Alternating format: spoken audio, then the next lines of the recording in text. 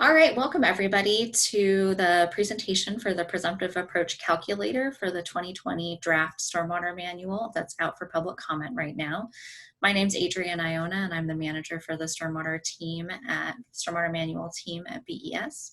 I'm joined today by folks on my team, primarily Amy Simpson, and then also Henry Stevens, Ivy Dunlap, and Alex Bands. So the way we're going to start this, I'm going to start off the presentation and give a little bit of background, and then Amy's going to take over and go over the PAC.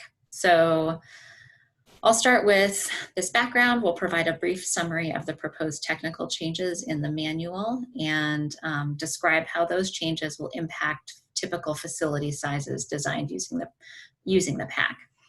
And then Amy will go over the PAC test harness, which is the beta version, and she'll give an overview of it, and then she'll walk through a few demoed examples of some specific facility designs. So just as a reminder, the Presumptive Approach Calculator is sized to use surface vegetated facilities, basins, planters, and sloped facilities that are infiltrating or lined and are constructed on private property or in the right-of-way. For this version of the manual, we've done a full update of the PAC to incorporate our facility design changes, including orifice control, partial rock galleries, and partial infiltration. We've updated the engineering assumptions to reflect the new assumed infiltration rate for the blended media of 6 inches per hour. And we've updated the design criteria. So we've increased the water quality storm event to 1.61 inches, and we've adjusted our flow control requirements. This presentation is just focused on the PAC. If you want a general presentation about the Stormwater Manual updates, we have another one of those happening next week that you can find on our website. So when you add up all of these technical changes, it impacts facility sizes for typical engineered facilities. So this is kind of how it works through in different parts of the city. For water quality only facilities that are lined that discharge to the Columbia Slough and Willamette, these would be lined facilities that aren't required to do flow control that discharge the surface water. Those get to be about 18% larger, and they're still really small, and they're less than 2% of the catchment area that they treat. In the flow control required areas in the MS4, these discharge to smaller surface water bodies, Tryon, Fano, Johnson Creek. On the private side, those are a similar size and they remain less than 6% of the catchment area. On the public side, they get about 20% larger and are about 8.5% of the catchment area. On the east side, in the UIC area and the combined system, on sites where you can do surface infiltration facilities, so those can now be sized with up to 6 inches per hour of infiltration. So if you have a site that has kind of larger and higher infiltration rates, these facilities will get smaller, but that'll vary on a site-by-site basis. For the combined system in locations where we need flow control and where you can't infiltrate, on the private side, those facilities get to be about 30% smaller, and they're less than 5% of the catchment area. And on the public side, they're 20% smaller, and they're less than 7% of the catchment area.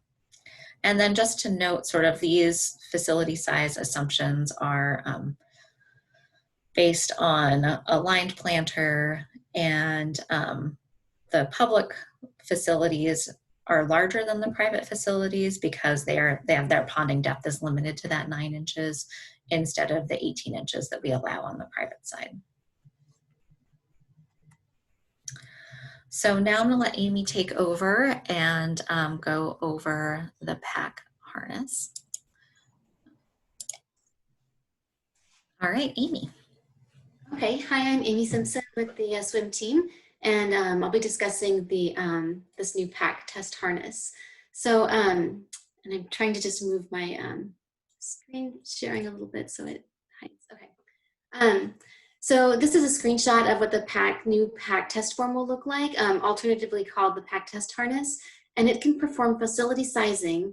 And this test harness is just used for the public comment period to be able to see what kind of sizes you'll be looking at for final design. The test harness doesn't include the front end web interface. In the final version, it will look more like the current PAC looks on the web, but this was just used for public comment period to be able to demonstrate kind of what the sizes will look like. So the first thing you'll want to do in the PAC test form is to look at the catchment tab, which is the first tab here circled. And it has the catchment details on it. The first section is the hierarchy level, and you'll have these 5 different buttons, and you'll select one of these choices. The hierarchy levels are based, they determine what your stormwater requirements will be, and the stormwater requirements vary by the receiving system. So level 1 means that you're going to be able to infiltrate the 10-year storm event in that facility. So if it has high infiltrating, or you have the infiltration rate and the size that you can infiltrate it all, then you would pick level 1, and that has to meet water quality and infiltration of the 10-year storm event. If you're discharging to a waterway, then you have these choices of level 2A, 2C, or 2B. And this would be if you're in the MS4 area, you're in the separated storm system.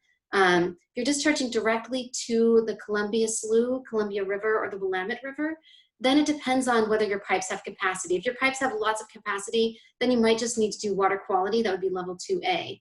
If there's concerns about the capacity, or if it's a little bit limited, then you'd have to do water quality and flow control for system capacity.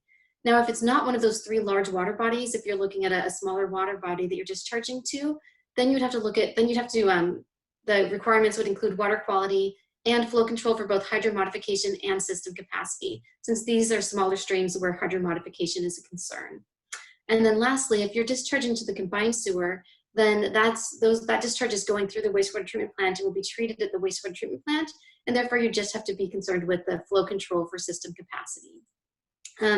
And where your hierarchy levels will be often depend on where you are in the city. So for example, only some sections of the city have the combined sewer system where both the sanitary and the stormwater are in the same pipes. And so only in this area would you have the option of level 3, the combined sewer. In level 2, the MS4 area, that's area where the pipes are separated from the sanitary sewer system, and it's a separated system.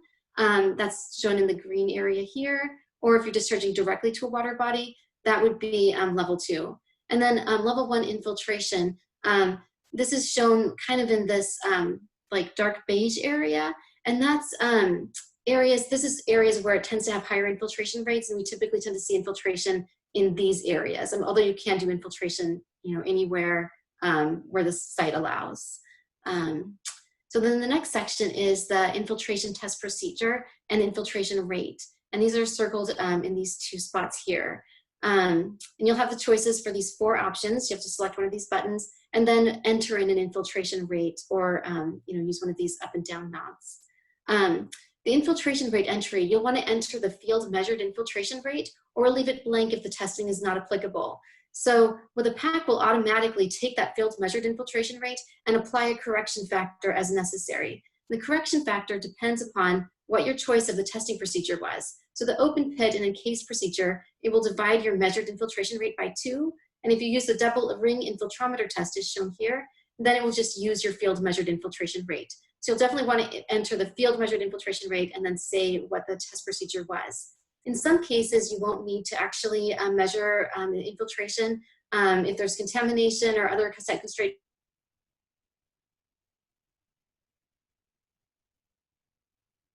The stormwater report, you would need to demonstrate why the site constraints preclude infiltration. Then the next section down here is the curve numbers. Right now the PAC is limited to post-development curve numbers of 98 or 99, and pre-development curve numbers ranging between 65 to 81, depending on the soil types. So this is something new in the SDFDM, where we've based the hydrologic soil group to remove the guesswork in what the pre-development curve number was. So you would look up what the soil type is on the site, and this is your pre-development curve number. This map just gives a general overview of where these soil types tend to be in the city. So you can see the C is generally in the west side, and B is over here on the east side, and D is along the Columbia Slough area in general.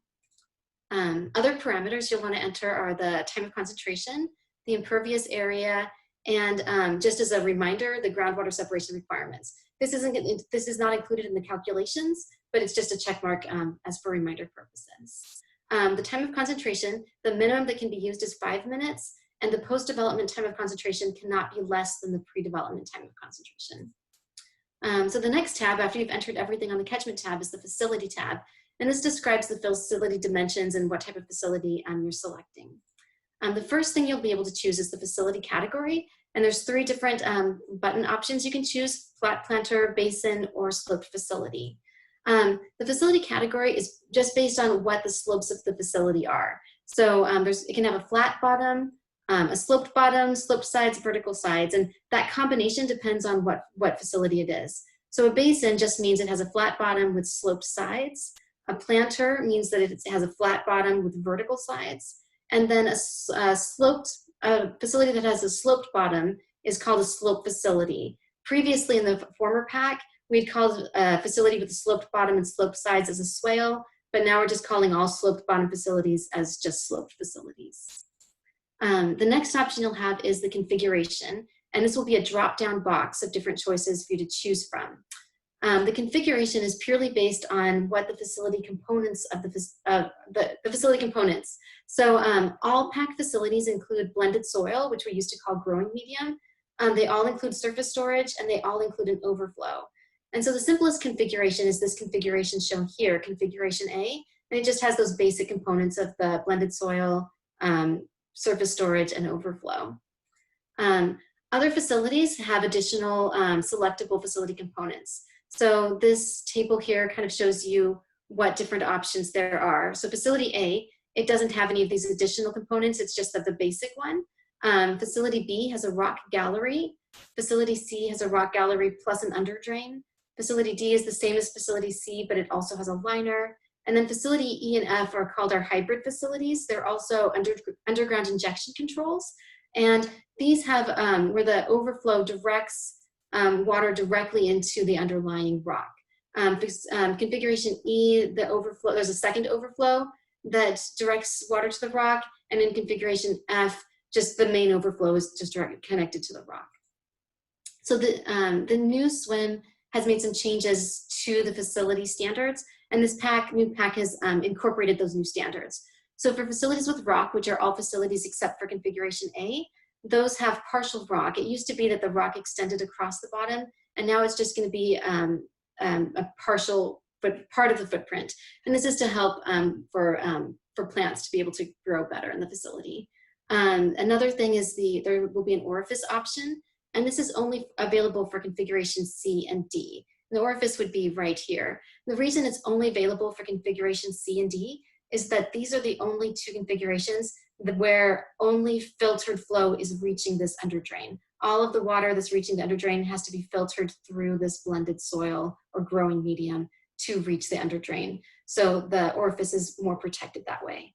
And then the PAC also includes partial infiltration, which means that this infiltration area is accounted for as well as what's leaving the rock. So both of these are considered.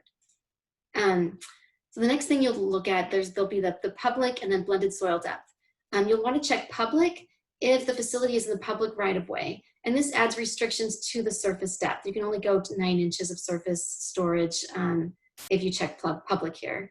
The blended soil depth, it can be 1 to 12 inches for facilities without rock, which is configuration A, or 12 to 36 inches for facilities with rock, which is all the other configurations. And it's really important to note that the blended soil depth, you'll measure this from the area that is not directly above the rock, because the PAC will subtract out your rock depth from the blended soil depth. So the blended soil depth must be deeper than your rock depth. It has to be at least 6 inches greater than your rock depth. So this blended soil depth is measured from the area where there isn't rock in the facility. Next, you have the above grade and below grade data elements, and these will vary based on the facility category and configuration. And they also have some limitations. So for example, the rock storage depth for configuration B, this is the only configuration without an underdrain. And so it can go as small as 1 inch of rock storage depth and up to 30 inches. For all the other configurations with rock, which are C through F, they have to have at least 6 inches of rock storage, because those have an underdrain and they have to be able to contain that underdrain. And they can also go up to 30 inches of rock storage depth. And the rock storage is limited to be, it has to be at least 6 inches less than the blended soil depth, because there has to be at least 6 inches of blended soil above the rock. And there's also a new parameter, which is the infiltration percent. And if the facility, if the entire footprint can infiltrate, then you choose 100, because that would mean 100% of the facility footprint is unlined and allows infiltration to the underlying soil. But if there's some obstruction, or if it's partially lined, then you would put a percentage like 60%, 30%, whatever percentage that can actually, of the footprint that can actually infiltrate to the underlying soil. And then another part here is the orifice. And this will only show up if you select configuration C or D for your facility configuration. And as I explained before, this is because only configuration C and D limit the flow to the underdrain to be filtered flow. The minimum diameter you can choose is 3/8 of an inch. And you also have an option here, this little button here that says use suggested diameter. This will give you a starting point if you're in the hierarchy level 2B, the MS4 area, as a starting point for matching, to make sure that you're not increasing half the 2-year flows. If you're using if you're in level 3 or level 2C, then you can go a little bit higher. If you do have the option of selecting no orifice for configuration C and D, and there's some reasons for that. If your facility is water quality only, it doesn't need flow control, then there's no reason for an orifice.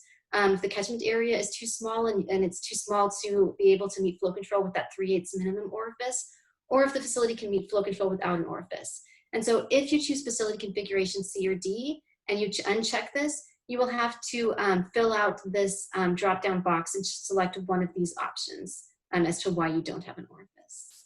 And as explained a little bit earlier, the smallest catchment areas, there's a smallest catchment area depending on your site. So the smallest catchment areas requiring an orifice depend on whether the facility is in the public right-of-way and the pre- and post-development curve numbers and time of concentration.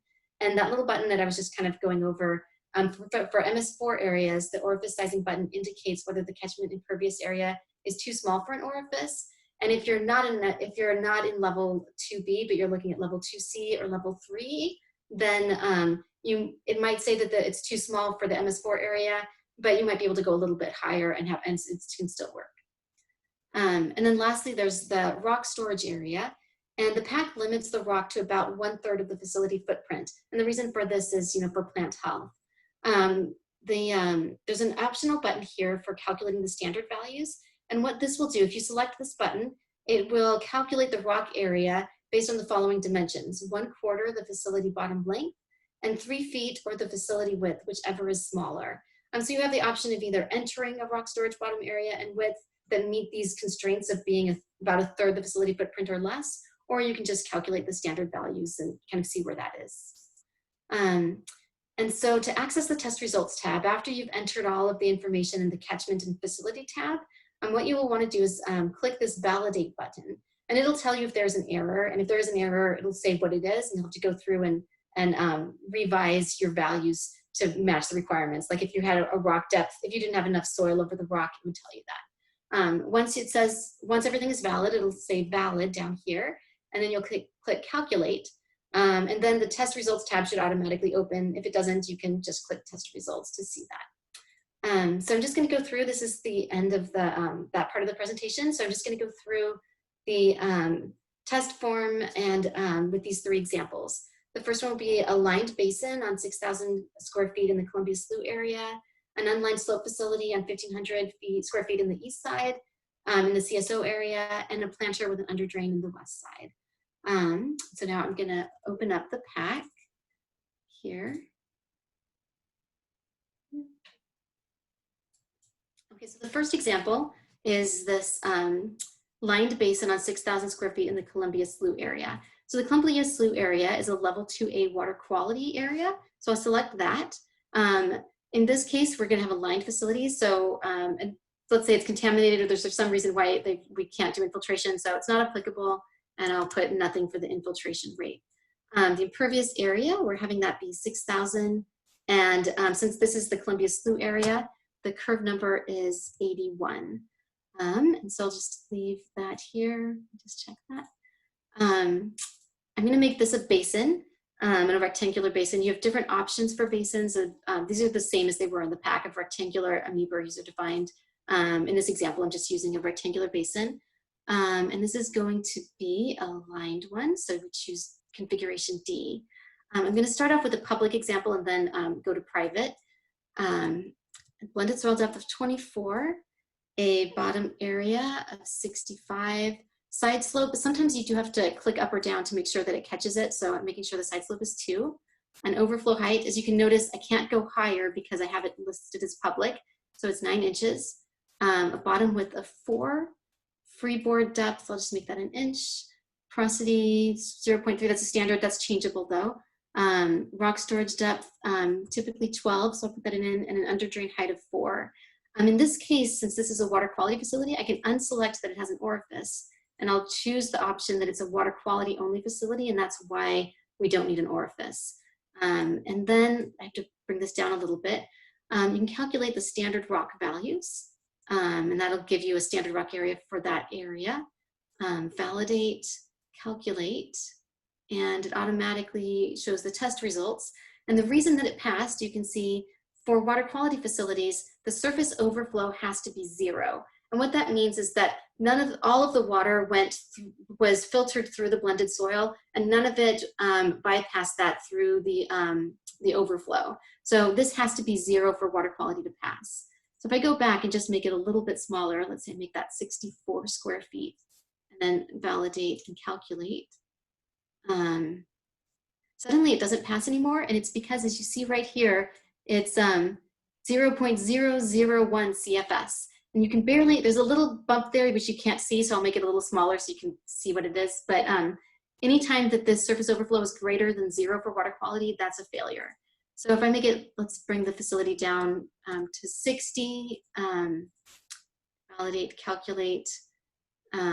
Now you can see this is the total outflow is this here, and the under drain outflow is the red, and it looks purple because they're mostly matching, except for this part where it's actually the overflow that's exiting the facility. And there's 0.0067 CFS, and that's a failure for water quality because all of the water quality storm has to be filtered for it to pass. Now another example I wanted to give you is, so this failed for a public facility, but let's say we make it private, it's a private facility, so I uncheck the public box. Suddenly you can make your facility a lot smaller because you have more surface storage on the top. So in this case, if I make it to a public facility, I can make it the bottom area 26 square feet, and suddenly I can increase the surface storage or the overflow height to 18 inches. And oops.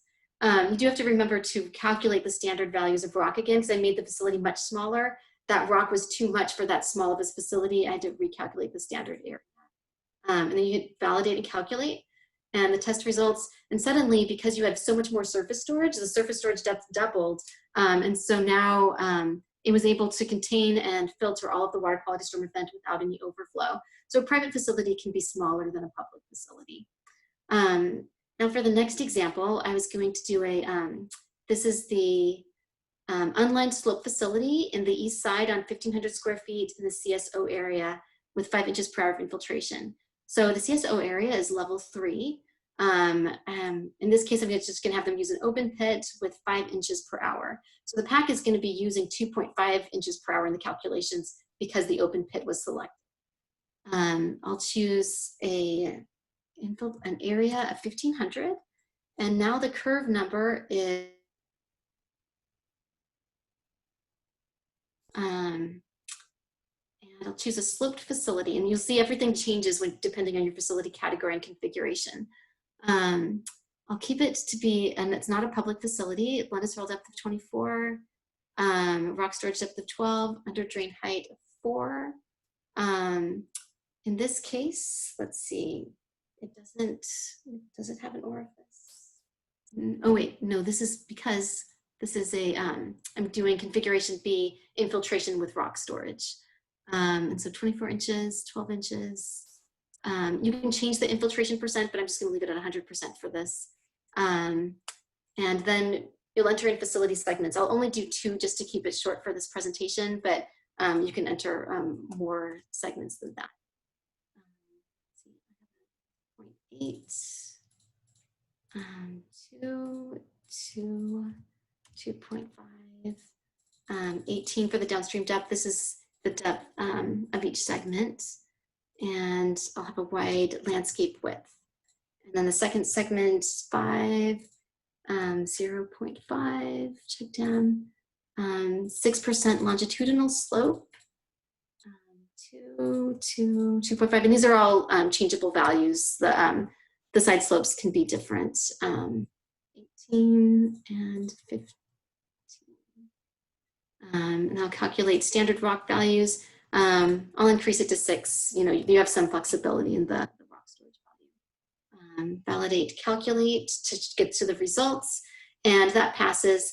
And in this particular version, we're only showing the 25-year events, and what this is comparing to is the 10-year pre-development, but it'll say pass because it's comparing it to the 10-year when you pass the 25-year storm. And then my last example is a planter with an underdrain in the west side. So in the west side, that means it's level 2B, flow control for streams and storm sewer. And we're gonna do a double ring, which means that our infiltration rate is not gonna be divided by 2. We use the double ring infiltrometer test. So the PAC will use the 0.5 inches per hour. I'm having 5,000 square feet for the impervious area.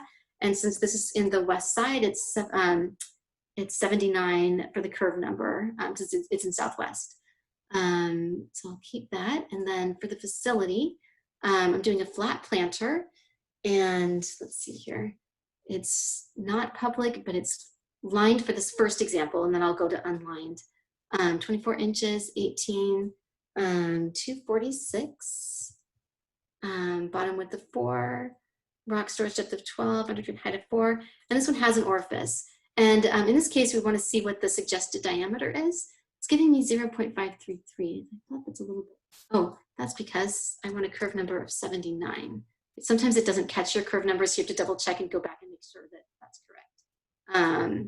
What's the suggested diameter? Okay, that's what I would have expected. The suggested diameter, it gives you based on, because this will vary based on your curve number and your area, and it'll give you suggested diameter if you're looking to meet half the 2-year, which in this case, since we're level 2B, we are.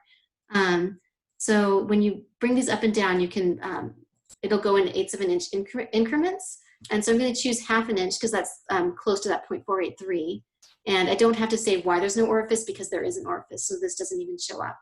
And then I'll calculate the standard values and hit validate and calculate to get to the results. And as you can see, everything passes. The reason that it passes is for the water quality event, there has to be 0 surface overflow. And in this case, you can see there is no surface overflow, it's all 0. Everything got filtered. All of the water quality storm event got filtered. For these other storms, the total outflow, the peak outflow, has to be equal to or less than the pre-development outflow or pre-development runoff. And so you can see the 3.744 is less than 3.987, 4.95 is less than the 12.86, 10.5 is less than the 18.17, and the 22.201 is less than the 22.818. So this facility passed. If you make it a little bit smaller, let's see if I do 245, validate, calculate. Suddenly, it didn't pass because the 25-year storm event had 23.4 GPM outflow, whereas in the pre-development condition, it was 22.8. So this is larger, so that means it failed. So just that little bit, was enough to make it fail. Now, however, let's say configuration C and D are exactly the same, except the configuration D has a liner and configuration C does not. So let's take off the liner and have it be configuration C facility. Suddenly, because we have this small infiltration rate of 0.5 inches per hour, we can bring, the facility can get a little bit smaller. or about a little more than 10% smaller actually. So I'll put down, it was 246 for passing when it was lined. Now you can bring it down to 218 square feet. I have to recalculate the rock standard values and validate and calculate. And now you can see it's still passing even with a smaller facility because we took out that liner and it's getting that 1/2 inch per hour of infiltration. And then my last example is going to be sometimes a facility is actually too small to be able to meet the flow control with that 3/8 inch orifice. So let's say we bring the impervious area down to 1,000 square feet and keep everything else the same. And now, because previously it had been 5,000 square feet, and I brought it down to 1,000 square feet. So I'm also going to make the facility about 1/5 the size. It was 218, so let's bring it down to 43 square feet, which is 1/5 the size. Since the impervious area is 1/5 the size, we'll make the facility 1/5 the size as well. And then also recalculate the standard rock values. Let's see here. And when I do that, let's see, when I use this, and then I want to click this button, use suggestion, it'll give me this message that says, the impervious area may be too small to reduce outflow to the pre-development 1/2 2-year runoff. And in this case, since we're in level 2B, we do want to match that pre-development 1/2 2-year runoff, make the outflow equal to or less than that pre-development 1/2 2-year runoff. So in this case, the impervious area is too small to reduce the outflow with an orifice. So I can unselect this has an orifice. And the reason why is because the catchment area is too small. Now, if you get that message and you're in level 3 or level 2B, then it actually might be large enough because you're not trying to match that 1/2 the 2-year. You can bring the diameter to be larger. But in this case, it's too small. The catchment area is too small. So I'll hit validate and calculate. And in this version of the PAC, it's a little bit more complicated. We didn't add the pass-fail at the top here. So you'll still see pass-failures at the top here, and you might still see a failure when you're saying the catchment area is too small.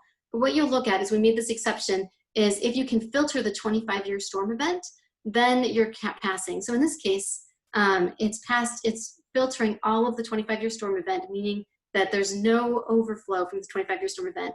This 25-year overflow right here is 0. Everything is filtered through the media, and therefore this facility passes even though it wouldn't otherwise due to flow control. And so this option will be in the final version of the PAC, but in this test harness, it still will say failure. You'll have to look here to see that it didn't fail.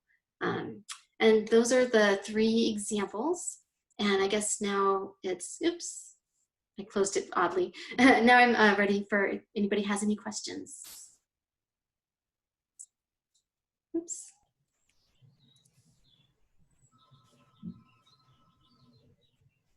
All right.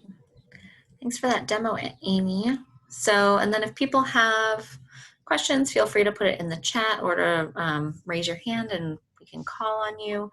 The other thing I was thinking of doing is we've had a bunch of technical difficulties getting the files posted so that people could download them. And we've tried a new system today and we've got that posted. So I can run through a example of that if people would like to see that. So I think I'm going to do that, and then we'll see what people think of other questions for the calculator itself. Let's see, what am I going to do? Okay, I'm going to share my screen, and I want this one. Okay. So I'll start here on if you go to our public comment website, portlandoregon.gov/BES, and then this is actually 2020 SWIM. This is the sort of index number. And I think you've probably all been here before to register. If you go down to the bottom of the page here, there's a section for the PAC calculator. And that takes you to this page.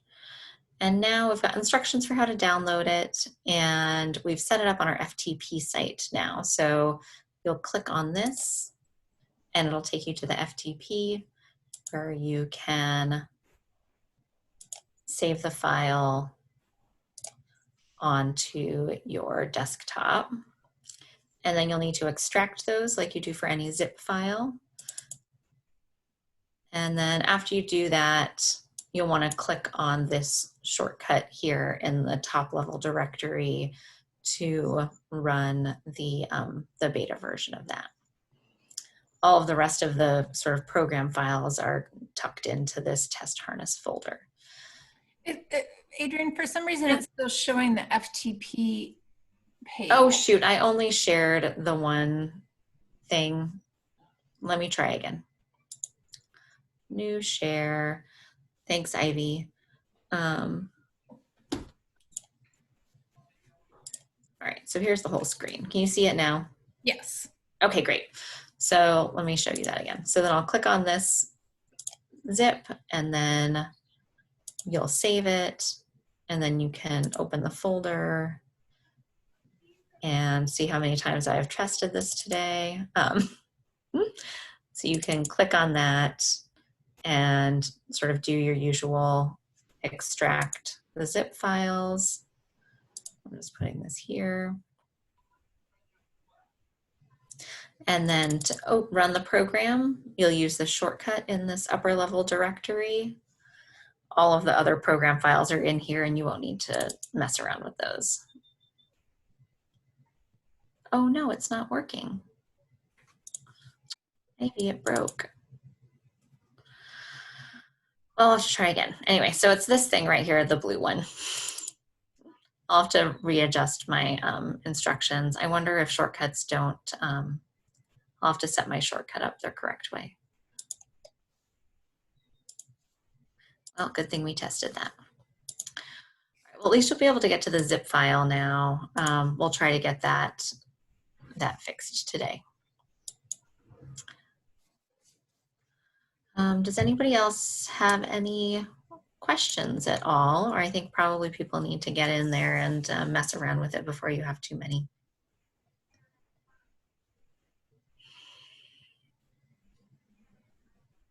And so I know this, we definitely can have some challenges with this file. So if you have technical difficulties getting to it, please contact us and we'll definitely be happy to help you. My phone number is on the website and we have the email address to our general email inbox, and Ivy and I are checking that regularly. So we're actively monitoring that. We will have the final version ready before the swim launches this fall in October.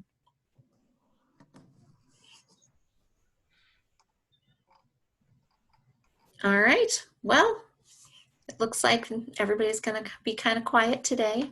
So thank you so much for joining us, and we'll post this presentation, probably this one, I think, and that'll be available online by the end of the week. So Ivy, I think you can probably start